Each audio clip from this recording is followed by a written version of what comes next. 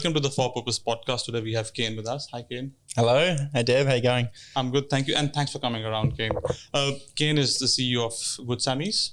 Kane, we are running these series of podcasts called the For Purpose podcast, and we are inviting leaders from purpose-driven organizations and leaders driven by a purpose or multiple purposes. And we want to have a chat around the individual purpose and organizational purpose and how life has turned around and given them more value to their own purpose. And before we go in specific questions on purpose, would love to know more about your background, your experience, and what has happened in your life to work around your purpose. Well, I'm really fortunate to be here, and I would describe myself as a purpose-driven leader. So to talk on the topic of purpose and values and what that means to me as an individual and to my organisation, Good Sammy, is a really good fit.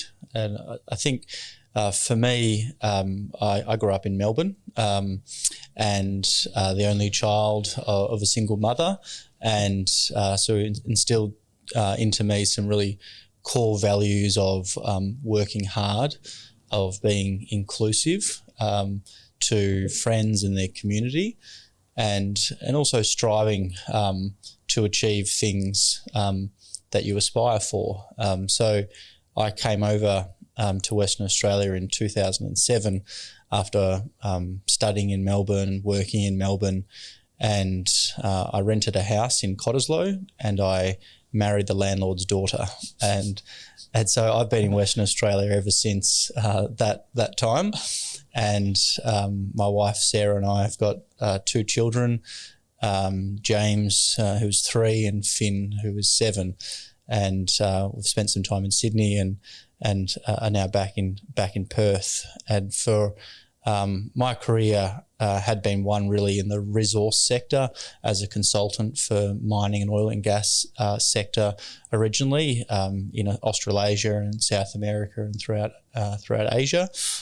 And when I came to Western Australia, I began transitioned from resources to private equity and then into the state government. And so I spent about 8 years with the Insurance Commission, which has a core mission to help people who are injured in car crashes and at work recover, get back to work, get back home, and improve their independence.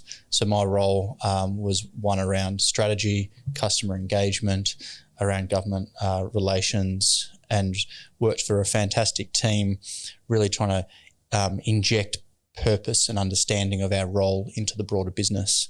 But my connection to disability came 5 years ago when my son, who was 2 at the time, Finn, we received a diagnosis of a term now we're very familiar with, but at the time we were not. And his diagnosis was Angelman syndrome. And we now know that's a rare disease. It affects 1 in 15,000 people. And its attributes include having a non-verbal disability, include fine and gross motor challenges, a seizure disorder, and learning challenges as well.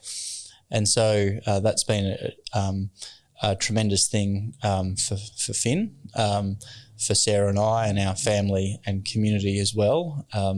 And ever since that diagnosis, my eyes have been opened up to the world of disability, and I've now found my true calling about trying to strive for better outcomes for people with disability.